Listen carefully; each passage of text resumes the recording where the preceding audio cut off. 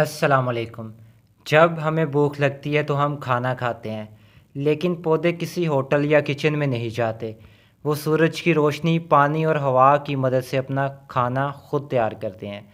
پودوں کی سبز پتیاں سورج کی روشنی کو جذب کرتی ہیں، زمین سے جڑوں کے ذریعے پانی لیتی ہیں اور ہوا سے کاربن ڈائی آکسائڈ لیتی ہیں۔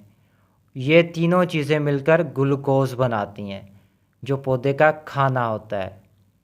اسی کھانے سے پودا بڑا ہوتا ہے، پتیاں اگاتا ہے اور پھول دیتا ہے، پھل دیتا ہے۔ پتوں میں ایک خاص سبز مادہ ہوتا ہے جسے کلوروفل کہتے ہیں۔ یہی مادہ سورج کی روشنی کو پکڑتا ہے اور پودے کے باورچی خانے میں کمال دکھاتا ہے۔ مطلب کیا ہے؟ کاربن ڈائی آکسائڈ، پانی اور سورج کی روشنی، یہ تین چیزیں مل کے پودے کا جو خوراک ہے، کھانا بنا دیتے ہیں، جسے ہم گلوکوز کہتے ہیں، اور پلس آکسیجن۔ یعنی فوٹوسینتھیسس کے دوران نہ صرف کھانا بنتا ہے بلکہ آکسیجن بھی نکلتی ہے۔ یہی آکسیجن ہم سانس لینے کے لیے استعمال کرتے ہیں۔ تو سمجھ لو پودے ہمارے لیے آکسیجن فیکٹری بھی ہیں۔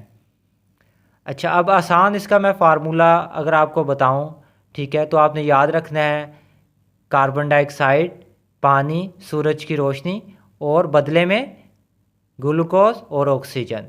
سائنسی فارمولا مطلب اس میں یہ ہوگا، 6 مالیکیول ہوں گے جی کاربن ڈائی آکسائڈ کے، 6 مالیکیول پانی کے ہوں گے اور سن لائٹ ہوگی۔